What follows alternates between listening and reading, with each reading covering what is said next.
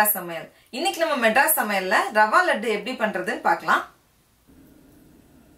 2 table spoon நெய் எடுத்துக்கோங்க. நெய் உருகுனதும் இதுல கொஞ்சம் முந்திரி பருப்பு சேர்த்து 1 நிமிஷம் லைட்டா வறுத்துக்கோங்க. இப்போ இதுல கொஞ்சம் உலர்ந்த திராட்சை சேர்த்துக்கோங்க. திராட்சை கொஞ்சம் பலூன் ஆனதும் இதுல 1/2 கப் துருவின தேங்காய் சேர்த்துக்கோங்க. சேர்த்து இதை லைட்டா 1 நிமிஷம் வறுத்துக்கோங்க.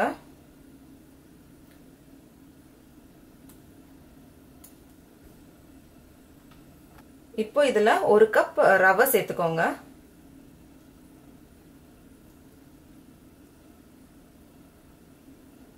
இது ஒரு 6ல இருந்து 7 நிமிஷம் ரொம்ப மிதமான சூட்ல வறுத்துக்கோங்க.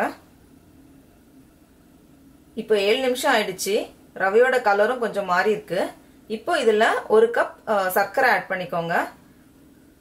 உங்களுக்கு ரொம்ப இனிப்பு பிடிக்காதுன்னா நீங்க 3/4 கப் சர்க்கரை சேர்த்தா போதும்.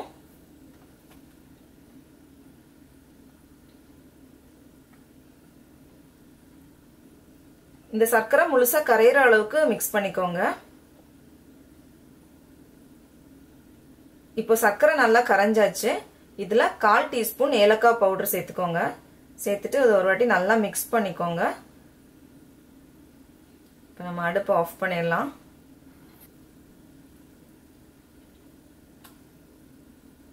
இது ரொம்ப சூடா இருக்கு.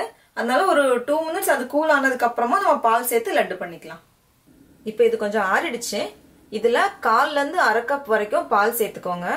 சேர்த்துட்டு அது ஒரு வாட்டி மிக்ஸ் பண்ணிடுங்க.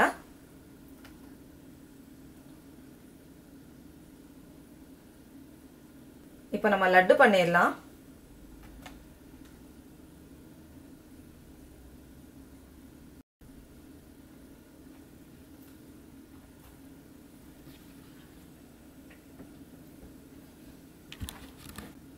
இன்னொரு லட்டு பண்ணிடலாம்.